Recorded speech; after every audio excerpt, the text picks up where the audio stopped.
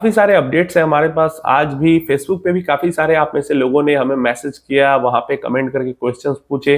तो मैसेज करके बहुत सारे लगभग ऑनलाइन एवरेज डेली 20 से 25 लोग अपना question portfolio, scheme related question, portfolio related question पूछते हैं। आपको भी अगर किसी तरीके का कोई सवाल है म्यूचुअल फंड से रिलेटेड, किसी स्कीम से रिलेटेड, पोर्टफोलियो से रिलेटेड, तो आप फेसबुक पे डायरेक्टली मैसेज करके पूछ सकते हो। यूट्यूब चैनल पे फेसबुक का लिंक है, सिर्फ वर्ड्स नाम का पेज है। 1 रुपया किसी को नहीं देना है, 1 रुपया भी चार्ज नहीं करता हूँ। आज का मार्केट शानदार कह सकते हैं रहा, क्योंकि मार्केट मतलब कोशिश जब भी करता है निफ्टी 24,500 600 की तरफ जाने का, ऊपर से प्रॉफिट बुकिंग आ जाती है, और नीचे जब 24,300 के पास आता है तो वापस से बाइंग आ जाती है। तो एक रेंज में निफ्टी 50 यहाँ पे फंस चुका है हमारा इंडेक्स, और मुझे लगता है कोई पावरफुल गुड न्यूज चाहिए इस रेंज को ब्रेक करने के लिए, या तो कोई पावरफुल बैड न्यूज चाहिए इस रेंज को ब्रेक करने के लिए। गुड न्यूज आएगी तो ऊपर की तरफ ब्रेक होगा, बैड न्यूज आएगी तो नीचे की तरफ ब्रेक होगा। अब यहाँ पे अगर आज की परफॉर्मेंस देखें तो हमारा लार्ज कैप म्यूचुअल फंड्स का जो इंडेक्स है निफ्टी 100 इंडेक्स, वो 0.69% गिरा है। जो मिड कैप फंड्स का इंडेक्स है, मिड कैप 150 इंडेक्स, वो गिरा है 2%। और जो स्मॉल कैप फंड्स का स्मॉल कैप 250 इंडेक्स है, वो गिरा है यहाँ पे लगभग 2.2%। तो ऑलमोस्ट 2% यहाँ भी मान लेते हैं, 2.25% के आसपास। सबसे ज्यादा माइक्रो कैप इंडेक्स गिरा है, जो कि यहाँ पे गिरा है 2.62%, तो 3.25% के आसपास तक गिरा है। सबसे भयंकर धुलाई पिटाई एकदम रगड़ के पीट के रख दिया है आज बेयर्स ने पीएसयू बैंक इंडेक्स को। 5% के लगभग में 4.84% एग्जैक्ट की गिरावट हुई। लगभग 5% इंडेक्स एक दिन में गिरा है पीएसयू बैंक्स का। सेकंड में सबसे ज्यादा पिटाई रियलिटी सेक्टर की हुई है, 3.58, 3.5% की गिरावट हमें यहाँ पे देखने को मिला है। हमारा निफ्टी ऑटो जो सेक्टर है, जो ऑटोमोबाइल सेक्टर है, वो समवट थोड़ा बहुत पॉजिटिव में था, 0.17%, फ्लैट कह लो, पॉजिटिव कह लो, यही एक सेक्टर था बस। थीम की बात करते हैं तो एनर्जी थीम की बहुत पिटाई हुई है, लगभग 2.5% के आसपास। उसके अलावा डिफेंस फंड भी जो है, डिफेंस इंडिया थीम, वो भी 2-2.5% गिरा है। टूरिज्म जो थीम है वो गिरा है 3.5% के आसपास, और कैपिटल मार्केट थीम है वो भी 3.5% के आसपास हमें देखने को मिला है। तो इतनी बुरी गिरावट जो है, मतलब ब्रॉड मार्केट में तो गिरावट हुई ही है, कुछ इंडेक्सेस बहुत बुरी तरीके से गिरे हैं। तो ब्रॉड मार्केट में जो गिरावट हुई है, क्या रीजन हो सकता है? पहला रीजन तो वही है कि रेंज में हमारा निफ्टी फंसा हुआ है, नीचे आता है तो खरीदारी आ जाती है, ऊपर जाता है तो बिकवाली आ जाती है। तो जब तक ये रेंज ब्रेक नहीं होगा ऊपर की तरफ या नीचे की तरफ, किधर भी एक तरफ मार्केट जाएगा नहीं। दूसरा ये है कि जो ग्लोबल सेंटिमेंट्स है वो थोड़ा सपोर्टिव नहीं थे। जैसे यूएस के मार्केट के अंदर में कल भी गिरावट हुई, और आज भी जो डाउ जोन्स के फ्यूचर्स थे वो भी यहाँ पे पॉजिटिव नहीं दिख रहे थे। ऑलमोस्ट 0.5% डाउ जोन्स का फ्यूचर अभी भी गिरा हुआ है।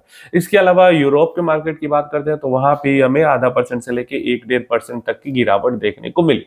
एशिया के बाजारों की बात करते हैं तो यहाँ पे हमें मिक्स्ड रिएक्शन जरूर देखने को मिले। कुछ बाजार पॉजिटिव है, जैसे चाइना, जकार्ता, सिंगापुर, ये सब पॉजिटिव है। तो इसके अलावा ताइवान और थाईलैंड जैसे जो देश हैं, जो इंडेक्सेस है, वो यहाँ पे गिरावट में भी है।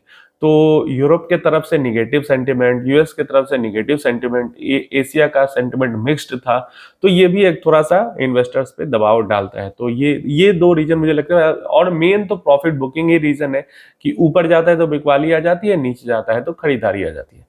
इसके अलावा अगर क्रूड ऑयल की बात करते हैं तो क्रूड ऑयल का प्राइस अभी भी नीचे ही है, थोड़ी रिकवरी आई है लेकिन अभी भी नीचे है, कोई दिक्कत वाली बात नहीं है। गोल्ड के अंदर में जबरदस्त तेजी आ गई, जो कि 2 दिन पहले 3200 के आसपास आने को तैयार था, वापस से अभी ये 3400 की तरफ जाने को तैयार है। तो गोल्ड के अंदर में 2-3 दिनों की गिरावट आई, उसके बाद फिर से वो अपना रूप रंग रेखा पकड़ लिए हुए और ऊपर की तरफ भागने को तैयार है। कहीं फिर से ऑल टाइम हाई हिट ना कर दे, ऐसा भी हो सकता है ऑल टाइम हाई 3500 के पास भी चला जाएगा। तो गोल्ड का भी कुछ नहीं हो सकता। और गिर रहा था गोल्ड तो अच्छी बात थी, वहां से पैसा निकल रहा था, हमारे मार्केट में भी पैसा आता, और वापस पैसा उधर जाने लगा, तो ये मुझे तो उतनी अच्छी बात नहीं लगती है।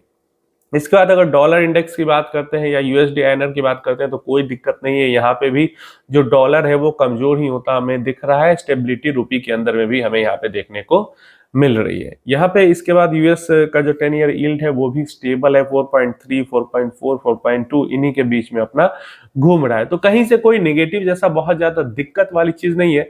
गोल्ड जरूर बहुत सारा पैसा खींच रहा है, मतलब गोल्ड को की रैली को ऐसा देख के लग रहा है कि मार्केट की स्टेबिलिटी आ रही थी, फिर अचानक से अनस्टेबल मार्केट हो जाएगी। क्या गोल्ड मतलब गिरावट, एक हफ्ता तो लगभग गोल्ड गिरा है और नीचे के लेवल पे रहा है, फिर वापस अचानक से 2 दिन में उछाल मारकर ऊपर चला गया। तो ये जो है वो थोड़ा सेंटिमेंट को दिखाता है कि अभी भी अनसर्टेनिटी बरकरार है। और वापस से मतलब गोल्ड जब से ये फिर से 100% का टैरिफ लगाया या ट्रम्प कुछ भी बोलते हैं और मार्केट गिरता है, गोल्ड बढ़ता है। ट्रम्प का ये हो चुका है। तो ये 100% सिनेमा पे टैरिफ लगाया, उसके बाद फिर से लोगों को लगा कि अभी टैरिफ शांत नहीं हुआ है, हो सकता है ये भी रीजन हो गोल्ड के भागने का। तो ये सब थोड़ा यहाँ पे चल रहा है। अब बात आते हैं, बहुत सारे जो बच्चे हैं वो रो रहे थे कमेंट बॉक्स के अंदर कि आपने फ्लेक्सी कैप फंड के बारे में ऐसा क्यों बोल दिया। क्या करूं भाई, आप लोग मतलब दिमाग लगाते कम हो। पराग पारिक फ्लेक्सी कैप फंड, भाई पराग पारिक एक एक्सेप्शनल फ्लेक्सी कैप फंड है। दूसरा कोई है फ्लेक्सी कैप कैटेगरी में भी पराग पारिक जैसा फ्लेक्सी कैप फंड कोई दूसरा है? क्वांट फ्लेक्सी कैप आप कहो, क्वांट फ्लेक्सी कैप भाई 2 साल पहले तक वो फ्लेक्सी कैप फंड एग्जिस्ट ही नहीं करता था। 5 साल पहले तो क्वांट एएमसी ही एग्जिस्ट नहीं करती थी। 2019 में क्वांट एएमसी बनी है और 2022 के जनवरी या फरवरी के टाइम में जो क्वांट कंजम्पशन फंड था उसको क्वांट फ्लेक्सी कैप फंड बनाया गया। इधर 1 साल से जब जेएम फ्लेक्सी कैप के अंदर में स्ट्रेटजी वगैरह चेंज हुई है तो 1 साल से जेएम फ्लेक्सी कैप थोड़ा ठीक ठाक सा रिटर्न देना शुरू हुआ है। तो आप एक पराग पारिक फ्लेक्सी कैप फंड को लेकर इतना बड़ा एग्जांपल कैसे दे सकते हो? पराग पारिक फ्लेक्सी कैप एक एक्सेप्शनल केस है और वहां पे फंड मैनेजर जो टीम है वो इस फंड पे ध्यान देती है। पराग पारिक का है मिड कैप स्मॉल कैप ये सब फंड्स है, पराग पारिक के नहीं है ना, क्योंकि वो फ्लेक्सी कैप को ही अपना प्रोडक्ट बना के और उसी पे ध्यान देते हैं। तो पराग पारिक एक तरफ और बाकी सब एक तरफ, ऐसा सिनेरियो रहता है फ्लेक्सी कैप कैटेगरी में। और आपको देखना चाहिए कैटेगरी एवरेज रिटर्न, कैटेगरी कैसा कर रही है। तो अगर हम मल्टी कैप देखो, मल्टी कैप में क्या है, बाई फोर्स मिड स्मॉल में इन्वेस्ट करना पड़ रहा है और फ्लेक्सी कैप में क्या है, फ्री छूट दे दी गई है इन्वेस्ट करने के लिए। तो फ्लेक्सी कैप ज्यादा बेहतर रिटर्न देना चाहिए। कैटेगरी एवरेज रिटर्न जो है फ्लेक्सी कैप का वो ज्यादा बेहतर होना चाहिए क्योंकि वहां पे तो छूट है। फ्लेक्सी कैप फंड के पास ऐसा पावर है कि वो स्मॉल कैप पर भी को भी आउट परफॉर्म कर सकती है, स्मॉल कैप से भी बेहतर परफॉर्म कर सकती है। लेकिन कभी किया है? नहीं किया है ना। अब देखो नॉर्मल मल्टी कैप और फ्लेक्सी कैप का मैं आपको कंपैरिजन करके दिखा देता हूं, आंखें खुल जाएगी आपकी कि आप कहां आपका दिमाग लगता ही नहीं है। 5 साल पहले जब कैटेगराइजेशन हुआ था तब मल्टी कैप मतलब मल्टी कैप तो पहले से चलता आ रहा है। 5 साल पहले जब कैटेगराइजेशन हुआ तो मल्टी कैप जो पहले से आ रहा था उसको फ्लेक्सी कैप बना दिया और मल्टी कैप जो थी उसमें 25% का रेस्ट्रिक्शन लगा दिया। तो अगर फ्लेक्सी कैप फंड्स का अगर पिछले 1 साल का आप रिटर्न देखोगे एवरेज रिटर्न तो आपको 7% का दिखेगा, स्क्रीन पे दिख रहा है आपको एवरेज रिटर्न। और पिछले 3 साल का एवरेज रिटर्न 17% का है और पिछले 5 साल का एवरेज रिटर्न 25% का है फ्लेक्सी कैप कैटेगरी का। वहीं अगर आप मल्टी कैप कैटेगरी का रिटर्न देखोगे तो यहाँ पे भी पिछले 1 साल का रिटर्न 7% का दिखता है, लेकिन पिछले 3 साल का रिटर्न 21% का है। फ्लेक्सी कैप का 17% था एवरेज, मल्टी कैप का एवरेज 21% है। और जो 5 साल का रिटर्न है वहां पे फ्लेक्सी कैप का था 25% का रिटर्न, मल्टी कैप का रिटर्न 29-30% का है लगभग। 3 साल में 4% रिटर्न का डिफरेंस है और वहां भी 5 साल में भी 4-5% रिटर्न का डिफरेंस है। तो अब बताओ एक ऐसी कैटेगरी जहां पे फंड मैनेजर को खुली छूट मिली हुई है वो क्यों अंडर परफॉर्म कर रहा है एक ऐसी कैटेगरी को जहां पे फंड मैनेजर पे रेस्ट्रिक्शन लगाया गया? क्यों ऐसा हो रहा है? इसलिए क्योंकि अपने पावर्स का इस्तेमाल नहीं कर रहे, ध्यान नहीं दे रहे, बस लार्ज कैप पकड़ के बैठे हुए हैं।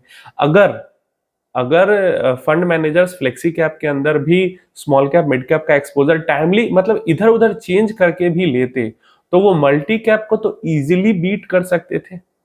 जो पावर्स मिली हुई है उसके अकॉर्डिंग तो फ्लेक्सी कैप को इजीली बीट करना चाहिए मल्टी कैप को, लेकिन मल्टी कैप को बीट नहीं कर पा रही। और थोड़ा बहुत नहीं, फ्लेक्सी कैप के ऊपर एवरेज रिटर्न 4-4% का अल्फा एवरेज जनरेट किया हुआ है कैटेगरी एवरेज रिटर्न 3 साल और 5 साल में मल्टी कैप फंड। तो ये होता है जब small cap and mid cap का एक्सपोजर मिलता है फंड्स में। 25-25, 20-20% ही एक्सपोजर है बट फिर भी 4 से 5% का अल्फा 3 साल और 5 साल में जनरेट हुआ है। तो अगर फ्लेक्सी कैप फंड के अंदर फंड मैनेजर्स थोड़ा ध्यान, और आप लोगों को यार कोई गलत कर रहा है, अगर उसके मतलब फ्लेक्सी कैप को फ्रीडम है तो उसको फ्रीडम को इस्तेमाल करके अच्छा रिटर्न बना के देना चाहिए। आपको कॉल आउट करना चाहिए, आपको क्वेश्चन करना चाहिए कि मल्टी कैप में रेस्ट्रिक्शन है तो वो अच्छा रिटर्न बना रहा है, फ्लेक्सी कैप तुमको फ्री छूट मिली हुई तो तुम अच्छा रिटर्न नहीं बना रहे हो।